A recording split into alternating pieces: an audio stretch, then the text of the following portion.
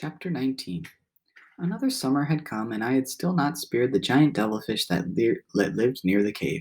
Every day during the spring, Rontu and I went to look for him. I would put the canoe in the water and paddle slowly through the cave from one opening to the other, often several times. I saw many devilfish there. I saw many devilfish there where the black water is streaked with light, but not the giant one. At last I gave up looking for him and began to gather albonyes for winter. The red shells hold the sweetest meat and are best for drying, though the green ones and the black are also good. Because the red ones are the sweetest, starfish prey upon them. This star-shaped creature places itself over the shell of an albony. With its 5 arms spread out against the rock to which the albony is fastened, it holds the shell with its suckers, and then begins to lift itself. The starfish pulls against the albone shell, sometimes for days, holding on to it, holding on with its suckers and pushing up with its legs until little by little the heavy shell comes loose from the body. One morning we left the cave and paddled out to the reef which is joined to it. For many days I had been gathering a few shellfish on the rocks at Coral Cove, but I've been watching the reef and waiting for the right time to harvest. This is when there are few starfish feeding, for they are as hard to pry loose from an albino as an albino is to pry from a rock. The tide was low and the reef rose far out to the water.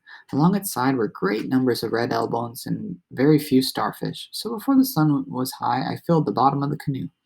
The day was windless. Since I had all I could carry, I tied the canoe, and with Rontu following me, I climbed onto the reef to look for fish to spear for our supper.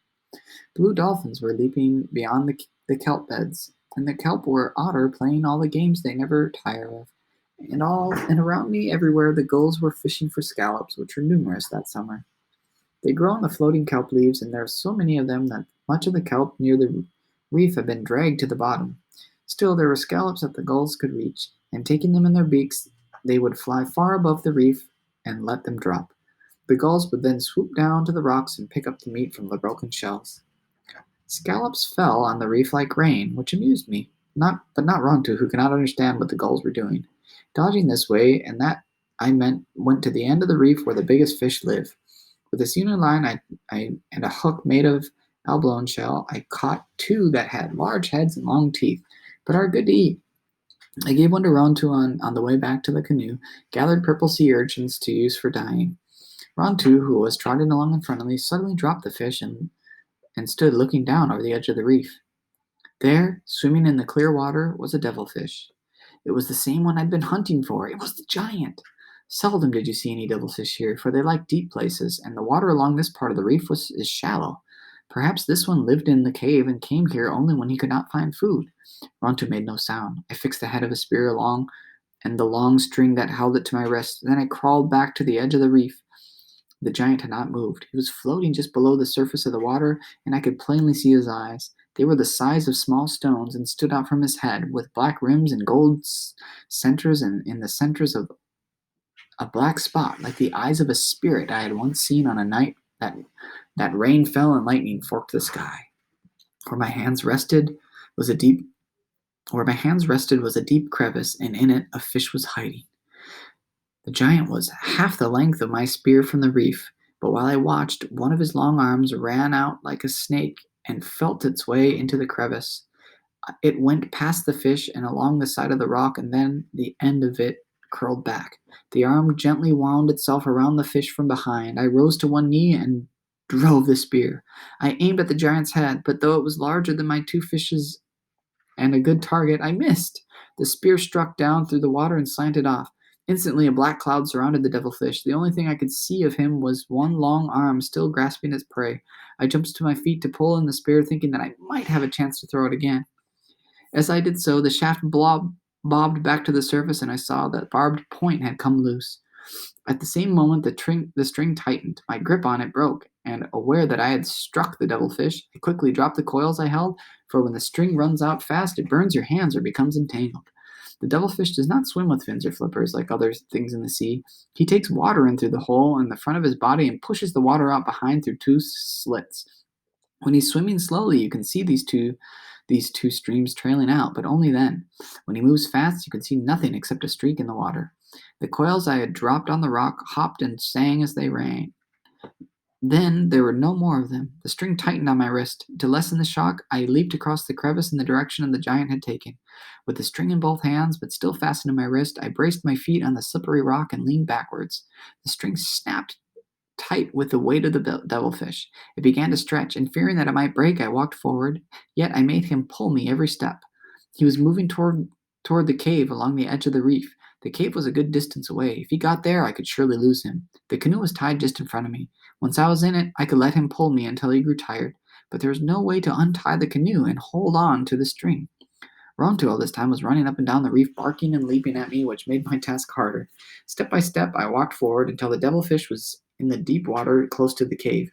He was so close that I had to stop, even if the sinew broke and I lost him. I therefore braced myself and did not move. The sinew stretched, throwing off drops of water. I could hear it stretch, and I was sure it would break.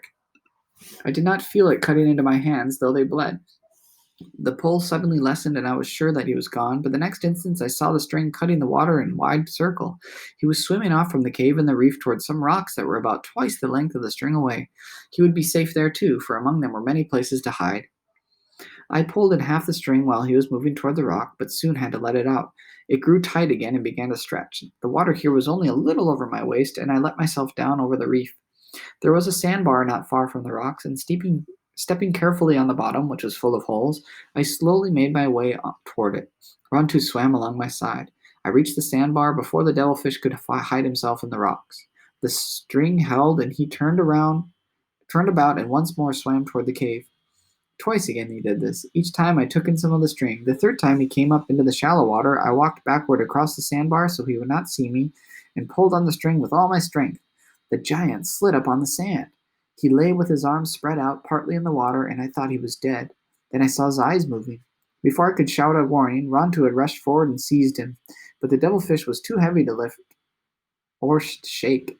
As Rontu's jaws sought another hold, three of the many arms wound themselves around its neck. Devilfish are only dangerous when in the water where they can fasten themselves to you with their long arms. These arms have rows of suckers underneath them, and they can drag you under and hold you until you drown. But even on land, the devilfish can injure you, for he is strong and does not die quickly. The giant was flailing his arms, struggling to get back into the water. Little by little, he was dragging Rontu with him. I could no longer use the string because it was wound around Rontu's legs. The whalebone knife I used for prying out balloons from the rocks was tied to a thong at my waist. The blade was thick at the point but had a sharp edge. I dropped the coils of string and unfastened the knife as I ran. I ran past the devilfish and got between him and the deep water. So many of his arms were flailing that it was useless to cut any of them. One struck me on the leg and burned like a whip. Another, which Rontu had chewed off, lay wiggling at the edge of the water as if it were looking for something to fasten to. The head rose out of the twisting arms like a giant stalk. The gold eyes with their black rims were fixed on me. Above the sounds of the waves in the water splashing around and Rontu's barking, I could hear the snapping of its beak, which was sharper than the knife I held in my hand. I drove the knife down into his body. As I did this, I was suddenly covered, so it seemed, with a countless number of leeches sucking at my skin.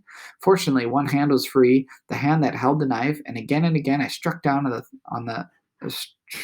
through the tough hide. The suckers, which were fastened to me and pained greatly, lessened their hold. Slowly the arm stopped moving and then grew limp. I tried to drag the devilfish out of the water, but my strength was gone. I did not even go back to the reef for my canoe, though I did take the shaft and the head of the spear, which had cost me much labor, and the sinew line. It was night before Rontu and I got back to the house. Rontu had a gash on his nose from the giant's beak, and I had many cuts and bruises. I saw two more giant devilfish along that reef that summer, but I did not try to spear them. So I actually looked up what that was, that the devilfish that she's searching, and it's a giant octopus.